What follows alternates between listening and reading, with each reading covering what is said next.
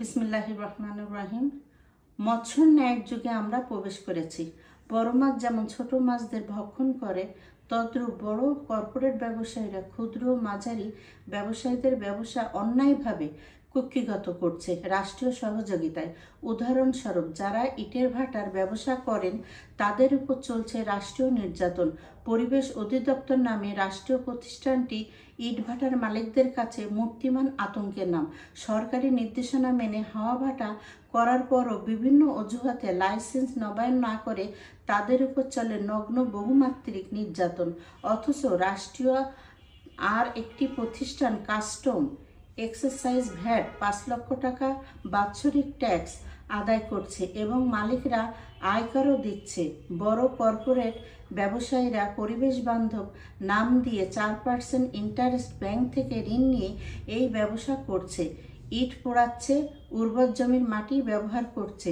তাতে কোনো সমস্যা নেই রাষ্ট্রীয় প্রতিষ্ঠানগুলোর। ছোট ব্যবসায়ীদের ইন্টারেস্ট 15%, ব্যাংকগুলো বড় ব্যবসায়ীদের গ্রুপের পক্ষে।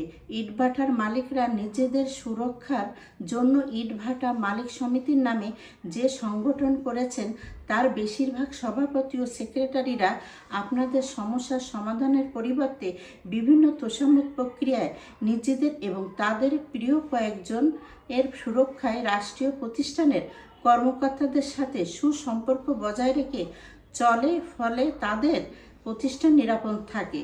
নিজেদের সুরক্ষায় নিজেরাই ঐক্যবদ্ধ হন। আঘাত এলে সুচিন্তিত প্রত্যাঘাত করার ব্যাপারে কৌশলী হন। সরকারি এইসব কর্মকর্তাদের সম্পদের প্রকৃত তালিকা প্রণয়ন করুন, তাদের সামনে হাজির করুন। নির্যাতন স্বাভাবিকভাবে থেমে যাবে, কিন্তু আপনাদের মাঝে সত্যিকারের ঐক্য প্রয়োজন। একজনের ইটভাটায় পরিবেশ অধিদপ্তরের তথাকথিত অভিযান হলে অন্য ভাটার মালিক খুশি হলে পরবর্তীতে আপনিও ক্ষতিগ্রস্ত হবেন। সেজন্য ঐক্যবদ্ধ হন। বিড়ি সিগারেটের বড় কোম্পানিগুলো আপনাদের থেকেও সমাজের বেশি ক্ষতি করছে। সেগুলো সরাসরি স্বাস্থ্যের জন্য ভয়ঙ্কর ক্ষতিকর।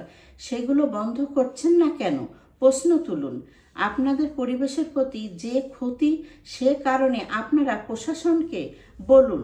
আপনারা প্রতিটি ভাটার বিপরীতে 1 কিলোমিটার রাস্তায় ফলবান বৃক্ষ রোপণ করে পরিচর্যা করবেন। মজা নদী, খাল ও বিল খনন করে সে মাটি ভাটায় কাজে লাগাবেন। প্রতিষ্ঠান বন্ধ না করে সমৃদ্ধশালী বাংলাদেশ গড়ার দৃঢ় প্রত্যয় ব্যক্ত করুন। ইনশাল্লাহ আপনারা সফল হবেন। আমিন।